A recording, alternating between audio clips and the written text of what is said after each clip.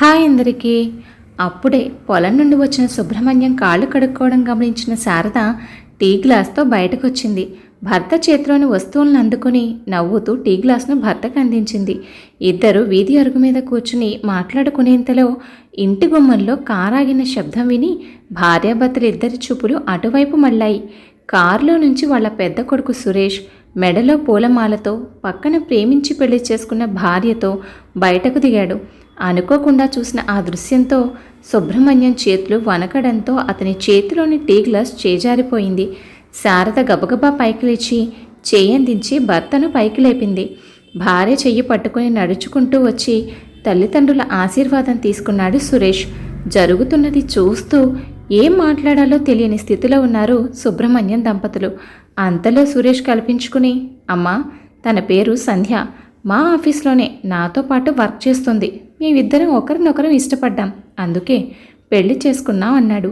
కొడుకు మాటకు కోపంతో ఏదో సమాధానం చెప్పబోతున్న శారద చేతిని పట్టుకుని వద్దు అన్నట్టు ఆపాడు సుబ్రహ్మణ్యం. భార్యతో దిష్టి తీయించి కొడుకు కోడల్ని లోపలికి పంపించాడు.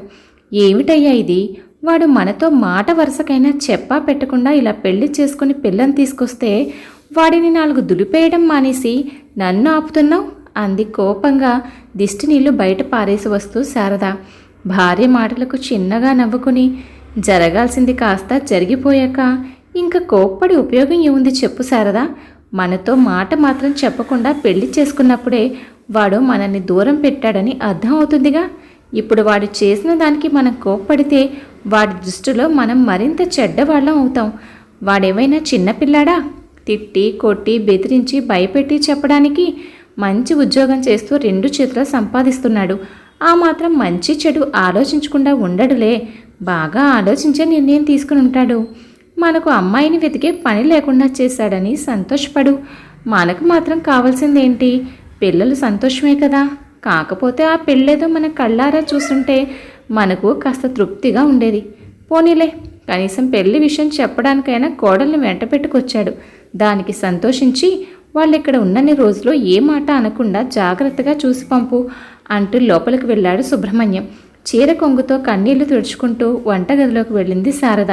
కాసేపటికి ఆ ఊర్లోనే కిరాణా షాప్ చూసుకునే వాళ్ళ చిన్న కొడుకు నరేష్ కూడా ఇంటికొచ్చి అన్నగారి పెళ్లి విషయం తెలుసుకుని ఆశ్చర్యపోయాడు.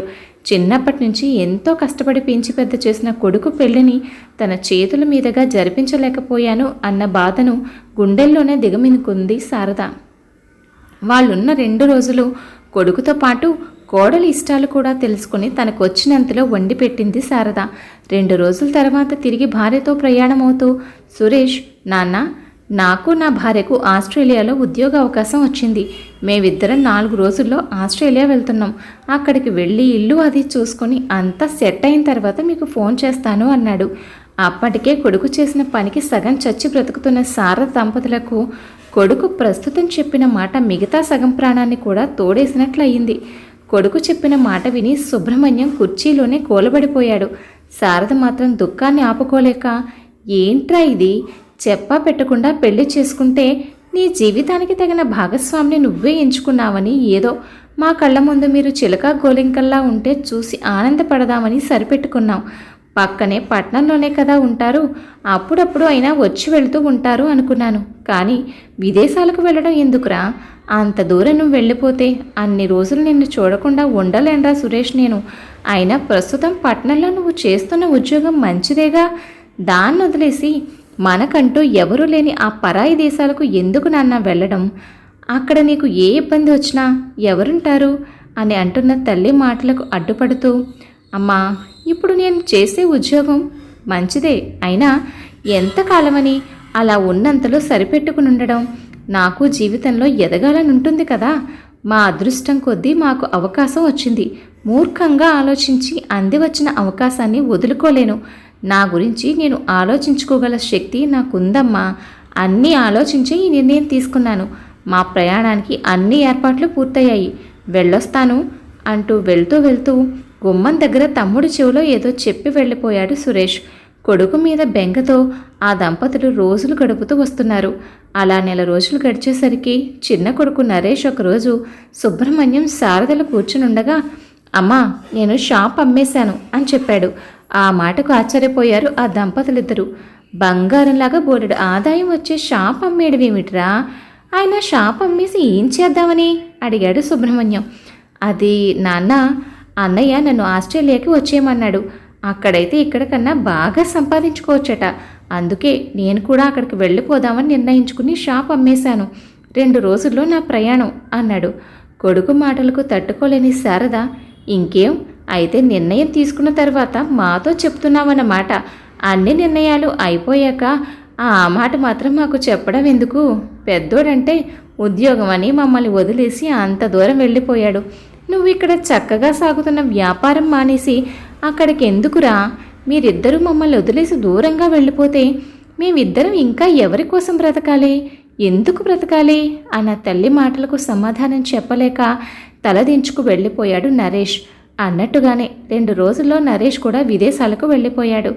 ఊర్లో వారంతా సుబ్రహ్మణ్యం దంపతులు ఎంత అదృష్టవంతులు, కొడుకులిద్దరూ ఎంచక్కా విదేశాల్లో ఉంటున్నారు అనుకుంటున్నారు. కానీ ఆ దంపతులు పడే నరకయాతన వాళ్లకు మాత్రమే తెలుసు. సుబ్రహ్మణ్యం దంపతులది సాధారణ రైతు కుటుంబం. సుబ్రహ్మణ్యం తనకున్న 3 ఎకరాల పొలానికి తోడు మరో 3 ఎకరాలకు కౌలుకు తీసుకుని వ్యవసాయం చేసేవాడు. శారద భర్తకు చేదోడు వాదోడుగా ఇంటి పట్టునే ఉంటూ అత్తగారు మామగారు మంచి చెడ్డలు చూస్తూ పిల్లల్ని చూసుకునేది. వీరికి 3 సంతానం. అందరికన్నా పెద్దది అమ్మాయి సరోజ. తర్వాత 2 మగపిల్లలు. తమకు ఉన్నంతలోనే పిల్లల్ని బాగా చదివించుకున్నారు సుబ్రహ్మణ్యం దంపతులు. కాలక్రమంలో సుబ్రహ్మణ్యం తల్లిదండ్రులు స్వర్గస్థులయ్యారు. ఎదిగిన కూతురు సరోజకి బయట సంబంధం అయితే ఎలా ఉంటుందో అన్న భయంతో చెల్లెలు కొడుక్కే ఇచ్చి 1 ఎకరం పొలం, బంగారం, కొంత డబ్బు ఇచ్చి పెళ్లి జరిపించాడు. సుబ్రహ్మణ్యం పెద్ద కొడుకు సురేష్కి చదువు బాగా వంట పట్టడంతో ఇంజనీరింగ్, ఆ పై చదువులకు 1 ఎకరం పొలం తీసేశాడు. చిన్న కొడుకు నరేష్ని కూడా ఇంజనీరింగ్ చదివించినా అతనికి ఏ ఉద్యోగము రాకపోవడంతో 3వ ఎకరం అమ్మేసి కొడుకుతో ఊర్లోనే కిరాణా షాప్ పెట్టించాడు. అలా వాళ్లకు ఉన్నంతలో తాము తిని తినక పిల్లల్ని ఎన్నో కష్టాలు పడి పెంచుకొచ్చారు సుబ్రహ్మణ్యం దంపతులు. ఇప్పుడు కొడుకులిద్దరూ చేసిన పనికి తట్టుకోలేక సుబ్రహ్మణ్యం మంచం పట్టి ఎంతో మానసిక వేదన అనుభవించి చివరకు చనిపోయాడు. తండ్రి చనిపోయాడు అని తెలిసిన అంతిమ కార్యక్రమాలు చేయడానికి కూడా కొడుకులెవ్వరూ రాలేదు. ఆఖరికి వేరే దారి లేక అల్లుడే చివరి కార్యక్రమాలు పూర్తి చేశాడు. బంధువులు చుట్టాలు 10 రోజులు ఉండి వెళ్లారు. కూతురు అల్లుడు మరో నెల రోజులు ఉండి వెళ్లారు. కూతురు రమ్మన్న ఆడపిల్లి ఇంటికి వెళ్ళడం ఇష్టం లేని శారద కూతురుతో పాటు వెళ్ళలేదు. ఇక శారదకి మిగిలింది లంకంతా ఇల్లు ఒక్కటే. తనొక్కతే ఆ ఇంట్లో బిక్కుబిక్కుమంటూ ఉంటుంది. అంతలో ఆ ఊర్లోని పెద్ద మనిషి వచ్చి, శారదమ్మ, నీ కొడుకులిద్దరూ ఈ ఇంటిని నాకు అమ్మేసి నిన్ను వృద్ధాశ్రమంలో జాయిన్ చేసి అక్కడ కొంత డబ్బు కట్టి మిగతాది వాళ్ళిద్దరికీ పంపించమన్నారు అన్నాడు. ఆ మాట వినగానే పూనకం వచ్చిందల్లా ఊగిపోయింది శారద. ఎవరిల్లు ఎవరమ్ముతారు? ఈ ఇల్లు మా కష్టార్జితం, దీన్ని ఎవరికీ అమ్మేది లేదు అని కఠినంగా చెప్పింది. ఆవిడ అంత గట్టిగా మాట్లాడేసరికి ఆ వచ్చిన పెద్ద మనిషి పరుగున వెళ్ళిపోయాడు. అంతలో పెద్ద కొడుకు దగ్గర నుంచి ఫోన్. అమ్మా, నీకెందుకమ్మా అంత తాపత్రయం? ఈ వయసులో అంత ఇంట్లోని ఒక్కదానివే ఎలా ఉంటావు? నీకే లోటు రాకూడదనే కదా తమ్ముడు నేను ఆలోచించి నిర్ణయం తీసుకున్నాం. ఆ వృద్ధాశ్రమంలో అయితే అన్ని వసతులు ఉంటాయి. నీ వయసు వారు చాలామంది ఉంటారు. వారితో నీకు కాలక్షేపం కూడా అవుతుంది అన్న కొడుకు మాటలకు, నోరు ముయ్యరా వెధవా, ఏంట్రా మీరు నా మంచి గురించి ఆలోచించేది? మీరే గనుక మా మంచి గురించి ఆలోచించేవారైతే నేను ఈరోజు ఆయన్ని కోల్పోయేదాన్నే కాదు. గుండ్రాయి లాంటి మనిషి ఈరోజు నాకు లేకుండా పోయింది కేవలం మీ వల్లనేరా. మీ మీద బెంగతోనే ఆయన మంచం పట్టారు. చివరి రోజుల్లో మిమ్మల్ని ఒక్కసారి కళ్ళారా చూడాలని ఆయన ఎంత పరితపించారో పక్కనున్న నాకు తెలుసు. కనీసం కన్న తండ్రి చివరి చూపు కూడా రాలేనంత రాచకార్యాలు ఏంట్రా మీకు? తాపత్రయం ఎవరిదిరా? నాదా మీదా? ఇంతవరకు వచ్చింది కాబట్టి ఇప్పుడు చెప్తున్నాను విను. ఇక నీకు కానీ వాడికి కానీ చిల్లి గవ్వ కూడా దక్కనివ్వను. మీరు నన్ను వృద్ధాశ్రమంలో పెట్టడం కాదురా, నేనే ఈ ఇంటిని అనాథ శరణాలయంగా మారుస్తాను.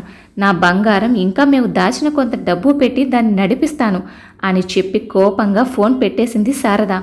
తను అన్నట్టుగానే కొద్ది కాలంలోనే ఆ ఇంటిని ఒక అనాథ శరణాలయంగా మార్చి తల్లిదండ్రులు లేని పిల్లలకు, పిల్లలు వదిలేసిన పెద్దవాళ్లకు ఆశ్రయాన్ని కల్పించింది.